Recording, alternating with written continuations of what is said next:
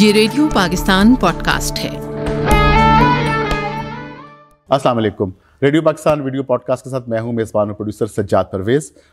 ناظرین اور سامعین، آپ کو معلوم ہے کہ آج کل ہم سن 1973 کے آئین کے نفاذ کے 50 سال مکمل ہونے کو سیلیبریٹ کر رہے ہیں، اور اس حوالے سے ہم نے خصوصی ویڈیو پوڈکاسٹ سیریز تشکیل دی ہے جس میں ہم ان شخصیات کو بلاتے ہیں جن کا پاکستان میں سن 1973 کے آئین سازی کے حوالے سے ریسرچ ہے، یا اس میں وہ شریک رہے، یا اس کے حوالے سے وہ خاص نالج رکھتے ہیں۔ اسی طرح آج ہمارے ایک مہمان شخصیت ہے جن کے شمار پاکستان کی چند ان گنی چنی سرکردہ خواتین شخصیات میں ہوتا ہے جنہوں نے سن 1973 کے آئین کے حوالے سے اور پاکستان میں آئینی تاریخ کے حوالے سے خاصا کام کیا ہے۔ ان کا نام ہے مریم شاہد خان۔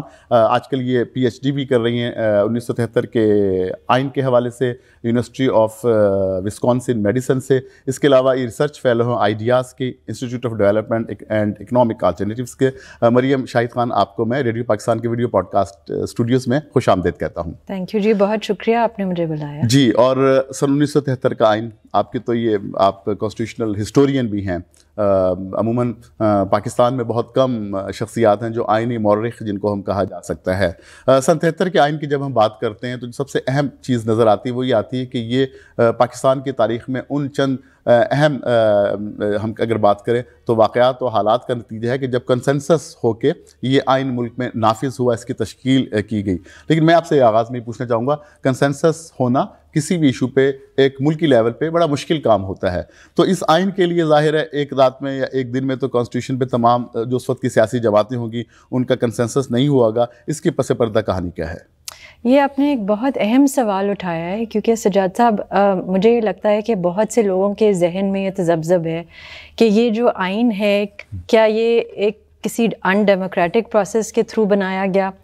اس کو ہم کنسنسس کانسٹیٹیوشن تو کہتے ہیں، لیکن آئی تھنک اس کی سب سے بڑی فاؤنڈیشن یہ ہے کہ وہ پاکستان کا ایک واحد ڈیموکریٹک کانسٹیٹیوشن ہے۔ سو یہاں سے بات ہمیں کرنا ضروری ہے، اور اس کے اندر آف کورس ایک چیز جو ایمفسس کے ساتھ کہنی چاہیے وہ یہ ہے کہ اس کی جو دستور سازی کا پروسیس تھا اس کی کیا شکل تھی، اور یہ کنسنسس کی طرف کس طرح پہنچا، کتنے وقت لگا، کب سٹارٹ ہوا، بالکل، اور کس پروسیس کے تھرو آیا۔ سو اس کی کہانی اگر آپ کسی لیگل فریم ورک سے شروع کریں تو وہ تھا لیگل فریم ورک آرڈر 1970 کا یا رجیم کا، جس کے تحت آپ کے ملک کی سب سے پہلی جنرل الیکشن ہوئی۔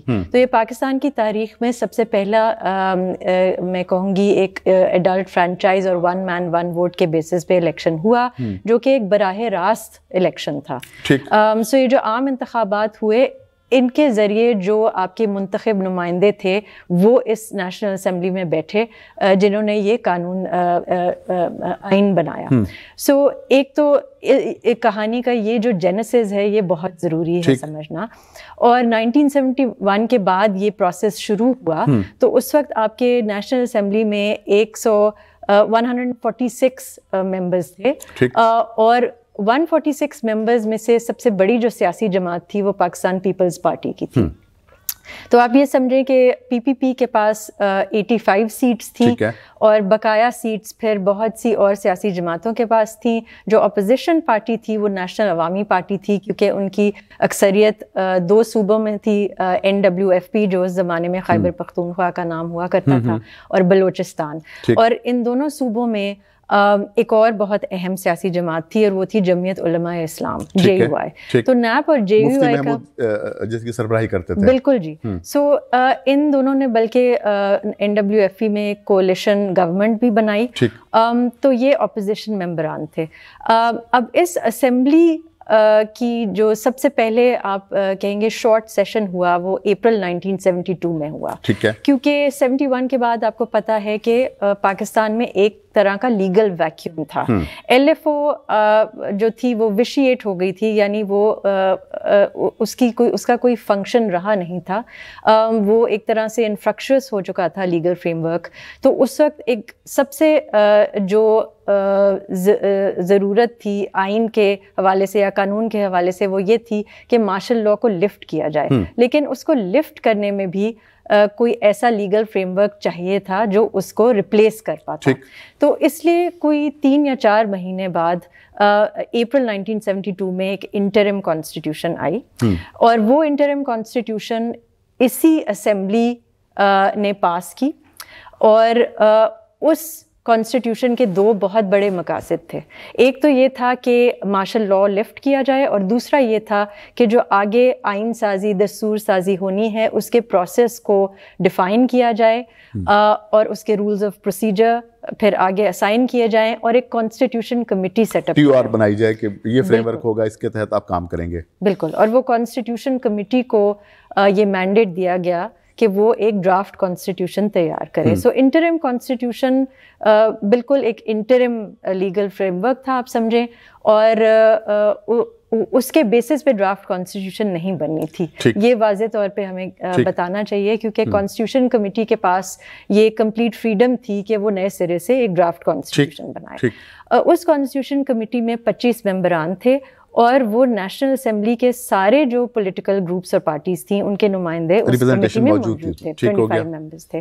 اس کے اندر فار انسٹنس انڈیپینڈنٹس کا بھی ایک گروپ تھا جس کی نمائندگی شیرباز مزاری صاحب نے کی. اور یہ کانسٹیٹیوشن کمیٹی اپریل میں جون میں بیٹھی، لیکن یہ سیشنز بہت شارٹ تھے کیونکہ اس وقت پاکستان میں کچھ بڑے اور سیاسی سوالات اور کمپلیکیشنز تھیں، جس کی وجہ سے اس کی پروسیڈنگز تھوڑی ڈیلے ہوئی، اور وہ سملا اگریمنٹ کے حوالے سے جو پاکستان انڈیا کی آپس میں ایک پیس پروسیس چل رہا تھا اس کی وجہ سے وہ ڈیلے ہوئی. پھر اکتوبر میں جب یہ کمیٹی پھر سے بیٹھی تو اس وقت یہ چیز سامنے آئی کہ اس کمیٹی میں بہت زیادہ ڈس ایگریمنٹس ہیں. تو پریزیڈنٹ بھٹو نے اس وقت پھر ایک آل پارٹیز کانفرنس بلائی، اور پہلے بھی معاہدے ہو چکے تھے رولنگ میجورٹی اور اپوزیشن کے، لیکن یہ ایک آل پارٹیز کانفرنس تھی جس کے اندر ونس اگین سارے نمائندے موجود تھے.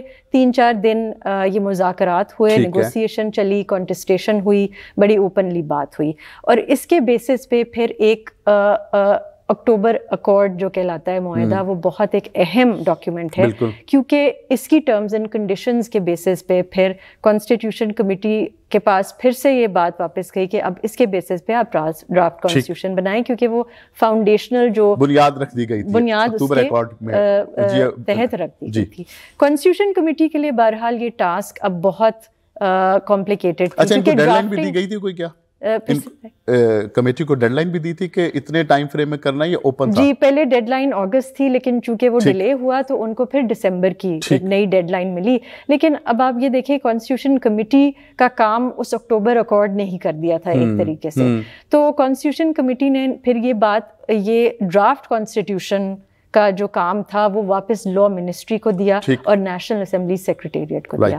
سو اس کے اندر پھر لا منسٹر جو تھے عبدالحفیظ پیرزادہ صاحب، ان کا جو رول تھا، جو کردار تھا، وہ بہت اہمیت رکھتا ہے. تو وہ جب کانسٹیٹیوشن ڈرافٹ ہوئی، وہ ڈرافٹ پھر پیش ہوا کانسٹیٹیوشن کمیٹی میں دسمبر 1972 میں.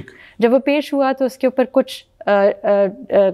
کچھ حد تک ڈیبیٹ ہوئی، اور وہ جب ڈرافٹ کانسٹیٹیوشن فائنلائز ہوا for submission to the national assembly, تو اس کے اندر بہت سے ڈسینٹنگ نوٹس بھی ساتھ اٹیچ ہوئے. سو آپ یہ دیکھ رہے ہیں کہ اس سارے پروسیس میں ایک بہت اوپن ڈیبیٹ رہی، اور سب پولیٹیکل پارٹیز کا انپٹ آ رہا ہے، سب کا انپٹ آیا اور اوپن لیا ہے. یہ اس کے اوپر کوئی پابندی نہیں تھی کہ ڈسینٹ نہیں ہو سکتا، کوئی بیہائنڈ دا ڈور نہیں تھی، ڈیلنگ نہیں تھی، اس طرح کی نہیں تھی بات. سو جو ڈسینٹنگ نوٹس ہیں ان کا ریکارڈ ابھی بھی ہے، وہ ایک اوپن آفیشیل ریکارڈ ہے. اور ان کے ساتھ ساتھ پھر نیشنل اسمبلی میں ڈیبیٹس شروع ہوئیں جنوری میں، اور ان ڈیبیٹس کو اگر آپ پڑھیں وہ بھی ہمارا ایک بہت بڑا پرائمری سورس ہے یہ دیکھنے کے لیے کہ یہ آئین کس طرح سے بنا، کس طرح سے اس کا پروسیس چلا. تو بہت اوپن ڈیبیٹس ہوئیں. رولز آف جو پروسیجرل رولز ہیں ان کے تحت اس کی 3 ریڈنگز ہوئیں، کلوز بائی کلوز ریڈنگز ہوئیں.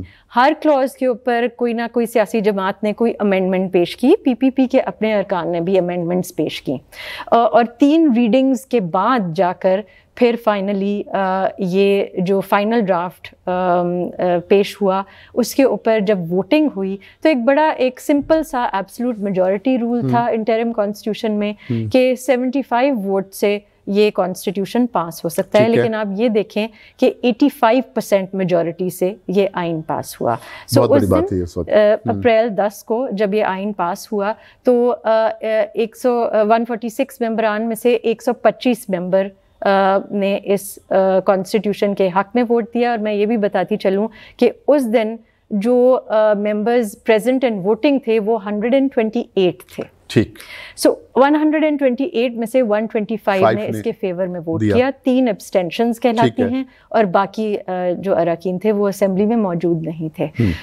سو 85% میجورٹی سے یہ آئین پاس ہوا, اور اس لیے ہم اس کو ایک کنسنسس کانسٹیٹیوشن کہتے ہیں. اس کے سارے یہ پہلو بہت ضروری ہیں. ایک یہ کہ یہ ڈیموکریٹکلی الیکٹڈ اسمبلی تھی, دوسرا یہ کہ اس اسمبلی تک یہ ڈیبیٹ سے بھی پہلے اس کے جو فنڈامنٹلز تھے ان کے اوپر بے تحاشا ڈیبیٹ چلی, مذاکرات ہوئے, اڈاپٹ کیا گیا, سارے پروسیس کے مطابق یہ ہوا. کانسٹیٹیوشن کمیٹی میں بھی اس کی ڈیبیٹ ہوئی, ڈسینٹ بھی ایکسپریس ہوا اوپنلی, اور پھر جا کے اس کے اوپر یہ سارا اسمبلی کا پروسیس چلا. سو اس لیے یہ ڈیموکریٹک کانسٹیٹیوشن بھی ہے اور ایک کنسنسس کانسٹیٹیوشن بھی ہے, باوجود اس کے کہ آف کورس اس کے اندر کچھ ڈسینٹس تھے یا ابسٹینشنز تھیں, لیکن وہ آپ کوئی بھی دنیا میں قانون آئین سازی کا پروسیس اٹھا لیں, اس کے اندر ڈسینٹ بہت ضروری ہوتا ہے. آپ مریم کانسٹیٹیوشنل ہسٹورین ہیں. 73 کا جو اگر پاکستان کی کانسٹیٹیوشنل ہسٹری کی بات کریں, 73 کانسٹیٹیوشن اور اس سے پہلے جو 2 کانسٹیٹیوشن ہیں ان سے کتنا ڈفرینس اس میں آیا, اور کون سی ایسی اس کی آپ کلاسز ہیں جس کو آپ سمجھتی ہیں کہ زیادہ ہائی لائٹ کریں گی, خاص طور پہ فیمیل کے رائٹس کے حوالے سے بھی؟ بالکل صحیح ہے. سو 73 کانسٹیٹیوشن جیسے کہ ہمیں پتہ ہے پاسٹ کانسٹیٹیوشن سے ذرا ہٹ کے تھا. ایک تو یہ تھا کہ یہ پہلی ایک واحد کانسٹیٹیوشن ہے جو ڈیموکریٹک ہے. میرے خیال سے اس کے اندر بھی کنفیوژن ہے کہ شاید 1956 کانسٹیٹیوشن پہلی ڈیموکریٹک کانسٹیٹیوشن تھی, لیکن اس کا اگر آپ یہ پروسیس دیکھیں تو وہ بالکل بھی ڈیموکریٹک نہیں تھا. اس کے اندر بہت زیادہ ایگزیکٹو انٹرفیئرنس اور جوڈیشل انٹرفیئرنس رہی تھی. تو اس حوالے سے بھی ایک تو اس کا پروسیس بہت ڈیموکریٹک تھا. دوسرا یہ ہے کہ اگر آپ کانسٹیٹیوشنل ٹیکسٹ کو سامنے رکھیں تو 73 کانسٹیٹیوشن اس حوالے سے بھی ایک واٹر شیڈ ہے, یعنی ایک مائل سٹون ہے, کیونکہ یہ دونوں 56 اور 62 کانسٹیٹیوشن سے بہت ہٹ کے ہے. آف کورس اس کی جو بیک بون ہے یا آپ کہیں اس کا سپر اسٹرکچر جو ہے وہ گورنمنٹ آف انڈیا ایکٹ 1935 سے ہی لیا گیا ہے, جو کہ آپ کو پتہ ہے ایک نو آبادیاتی فریم ورک کولونیلزم کا سارا وہ اسٹرکچر تھا اس پہ. اور انڈیا اور پاکستان دونوں کی کانسٹیٹیوشنز کی جو سپر اسٹرکچر ہے وہ یہی فریم ورک جب تھی ان کی. بالکل. لیکن 73 میں اس کے بہت سی اس کی تبدیلیاں ہوئیں. ایک تو آئی تھنک بہت یونیک بات 73 کانسٹیٹیوشن کی یہ ہے کہ اس نے ایگزیکٹو پاور کو ری لوکیٹ کیا. سو پہلے تو گورنر جنرل سے لے کر پھر پریزیڈنٹ کے پاس, پھر ایک ملٹری پریزیڈنٹ کے پاس بہت زیادہ کنسنٹریٹڈ ایگزیکٹو پاورز تھے, اور 73 کانسٹیٹیوشن میں یہ پاورز ری لوکیٹ کیے گئے فیڈرل گورنمنٹ کو, اور اس کی وجہ سے پھر پرائم منسٹر کے پاس جو ایک طرح سے چیف ایگزیکٹو تھا, امپاور کیا گیا ان کو امپاور, اس عہدے کو امپاور کیا گیا. ایک تو یہ بہت ضروری بات ہے. دوسری بات یہ ہے کہ جو فیڈرل کیریکٹر تھا پاکستان کا جو 1947 میں اس نے انہیرٹ کیا 35 ایکٹ کے تحت, وہ 56 کانسٹیٹیوشن میں ختم کر دیا گیا تھا. سو 56 کانسٹیٹیوشن میں آپ کو یاد ہوگا کہ ایسٹ اور ویسٹ پاکستان تھی اینٹیٹیز, باقی پروونسز نہیں تھے. 1 یونٹ بنایا گیا تھا, اور اس کی وجہ سے یہ ایک بائی پولر سی فیڈریشن بن گئی تھی جو ایسٹ اور ویسٹ کی تھی. لیکن فیڈریشن اس کو کہنا جو ہے وہ مناسب نہیں ہے. آف کورس لیجسلیٹو لسٹ تھیں, لیکن ایگزیکٹو اور سینٹرل پاورز بہت زیادہ تھے.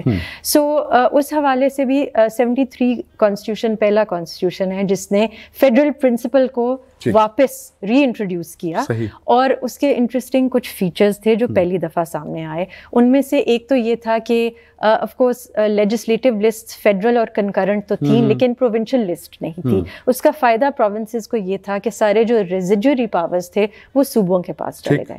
دوسرا یہ تھا کہ جو کچھ ایسے کامن سبجیکٹس تھے جو پاکستان کی تاریخ میں پہلے سے جن کے اوپر بہت ڈبیٹ اور کانٹسٹیشن چلی, اس کے اندر آپ یہ دیکھیں کہ جن کا تعلق فیڈریشن سے بھی ہے, صوبے سے بھی ہے, ریلویز, واٹر, الیکٹریسٹی اور دوسرے نیچرل ریسورسز جو پورے پاکستان میں جن کا نیٹ ورک بھی تو فیڈرل گنے جاتے تھے, نیچرل گیس اس کے اندر آ جاتی ہے, منرل آئلز. سو یہ ساری جو چیزیں تھیں یوٹیلیٹیز اور نیچرل ریسورسز کے حوالے سے, یہ سوال ہمیشہ اٹھتا تھا کہ یہ وفاق کا ہے لیجسلیٹو سفیر یا یہ پروونسز کا ہے. تو 73 نے اس کے اوپر ایک بہت اہم جو ہے آپ سمجھیں اگریمنٹ جو تھی وہ سامنے اس کے آئی, اور وہ یہ تھی کہ ایک کاؤنسل آف کامن انٹرسٹ بنائی جائے گی جو ایک نئی کانسٹیٹیوشنل باڈی تھی. اس کے تحت یہ جو سارے سبجیکٹس تھے یہ نہ پروونسز کے پاس تھے اور نہ فیڈریشن کے پاس فلی تھے, یہ کاؤنسل کے پاس تھے, یعنی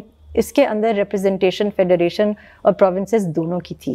اور اس کا آئیڈیا یہ تھا کہ یہ دونوں جو وزراء ہیں دونوں سائڈ سے وہ اکٹھے بیٹھیں گے اور اس کے اوپر پالیسی میکنگ کریں گے اور پھر یہ پارلیمنٹ کے پاس جائے گی. دوسرا اس سے جو ریلیٹڈ نقطہ ہے وہ یہ ہے کہ پہلی دفعہ 73 کانسٹیٹیوشن نے سینٹ انٹروڈیوس کی. سو یونی کیمرل لیجسلیچر سے اب ہم ہٹ کے ایک بائی کیمرل لیجسلیچر پہ آئے, اور اس کی اچھی بات یہ تھی کہ سینٹ کے اندر سارے صوبوں کو پہلی دفعہ برابری حاصل دے دی گئی, کیونکہ آپ کو پتہ ہے کہ فیڈریشن پاکستان کی 47 میں جب یہ بنا تو ایک بڑی غیر مساوی فیڈریشن تھی اس وقت, اور اس وقت بائی کیمرل لیجسلیچر نہیں تھا, یعنی پوری تاریخ میں نہیں رہا. تو 73 نے پہلی دفعہ سینٹ انٹروڈیوس کی, لیکن اس کے اندر یہ میں ضرور کہوں گی کہ پھر بھی اس کے باوجود بھی یہ فیڈریشن کا جو اسٹرکچر تھا وہ ایک طرح سے ان ایکول تھا, کیونکہ پنجاب ایک بہت بڑا صوبہ تھا, بلوچستان بہت چھوٹا صوبہ تھا پاپولیشن کے حساب سے. لیکن کم از کم سینٹ کی انٹروڈکشن ہوئی, اس کے کچھ پاورز تھے, اور جوائنٹ سٹنگ سے بہت سی جو میٹرز تھے وہ ریزالو ہونے تھے پارلیمنٹ میں. سو یہ بڑا ایک کامن پلیٹ فارم مل گیا نا. جی بالکل بالکل. اور اس کے علاوہ میں یہ کہنا چاہوں گی کہ پروونس آف اوریجن کا ایک اصول انٹروڈیوس ہوا, وہ بڑا ضروری تھا, کیونکہ اس کے اندر یہ لکھا تھا کہ جو آپ کے نیچرل ریسورسز ہیں, اور خاص طور پہ اس کے اوپر جو سوال اٹھتا تھا وہ منرل آئل, نیچرل گیس کے حوالے سے جو بلوچستان سے تھے, اور الیکٹریسٹی کی پروڈکشن کے حوالے سے, کیونکہ جو ہائیڈرو الیکٹرک پاور اسٹیشنز تھے وہ کچھ علاقوں میں تھے. تو یہ پرنسپل جو تھا اس نے اکنالج کیا کہ جس صوبے میں یہ ریسورس جہاں سے پروڈیوس ہوئے گا, پہلے تو یہ ہے کہ ان کو رائٹ آف فرسٹ یوز ملے گی, پریورٹی ان کو دی جائے گی. بالکل. اور دوسرا اس کا پہلو یہ تھا کہ جو نیٹ پروفٹس ہوں گے اس کے ریونیو کے, اور جو رائلٹیز ہوں گی وہ بھی اسی صوبے کو جائیں گی, تاکہ وہاں ڈیولپمنٹ بھی ہو سکے ان علاقوں میں, اسی کی ڈیولپمنٹ کے لیے پھر انویسٹمنٹ ہو سکے. سو یہ بہت اہم اس کے دو پرنسپلس تھے پروونس آف اوریجن کے.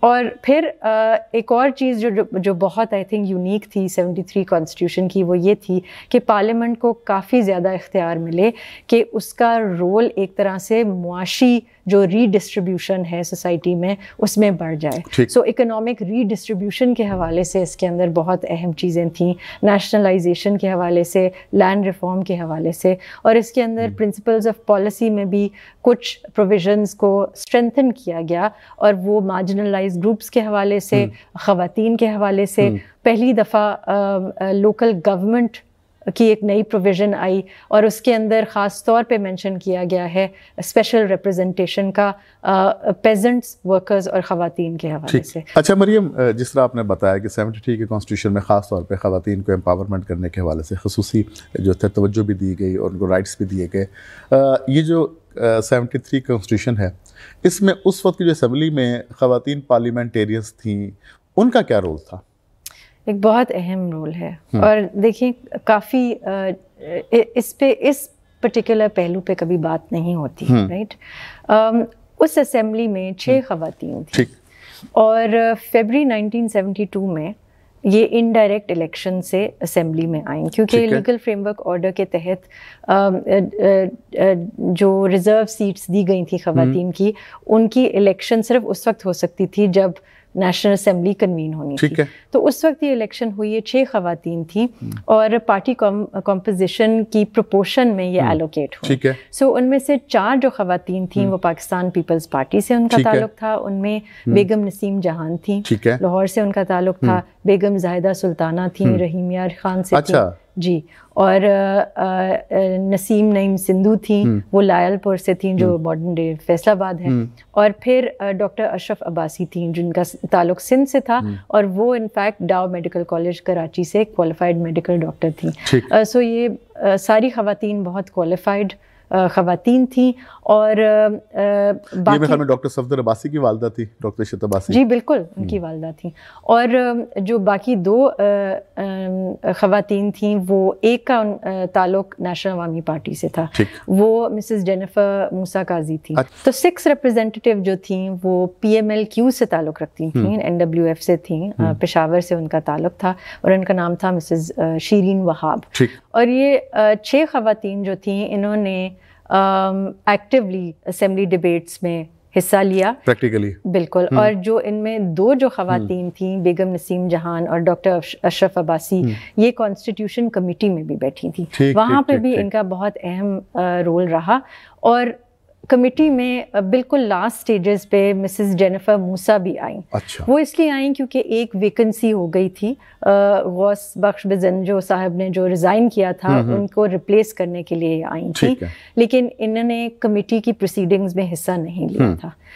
تو یہ 3 خواتین, لیکن آپ سمجھیں کہ ان کا تعلق 2 نے ایکٹیولی پارٹیسپیٹ کیا تھا اس کمیٹی میں, لیکن ساری ریپرزینٹیوز اسمبلی میں موجود تھیں. اور اگر آپ اسمبلی ڈیبیٹس پڑھیں تو یہ بہت ووکل ہیں, بہت ان کی ایکٹیو پارٹیسپیشن ہے, اور خاص طور پہ ویمنز پارٹیسپیشن کے حوالے سے انہوں نے خوب جو ہے ڈیبیٹ میں حصہ لیا. اور انہوں نے آپس میں بھی ایک طرح سے آپ سمجھیں سولیڈیرٹی دکھائی, حالانکہ یہ فرق پارٹی سے ان کا بلانگ کرتی تھیں, فرق علاقوں کو ریپرزینٹ کرتی تھیں, لیکن اس ایک سوال پہ انہوں نے بہت سولیڈیرٹی دکھائی. اور اس کے ساتھ میں یہ بھی کہتی جاؤں کہ کاؤنسل آف اسلامک آئیڈیالوجی جو تھی وہ 73 کانسٹیٹیوشن میں پہلی دفعہ نہیں آئی تھی, وہ پہلی کانسٹیٹیوشنز میں بھی تھی, لیکن پہلی دفعہ یہ پرنسپل آف ویمنز ریپرزنٹیشن اس میں بھی تسلیم کیا گیا.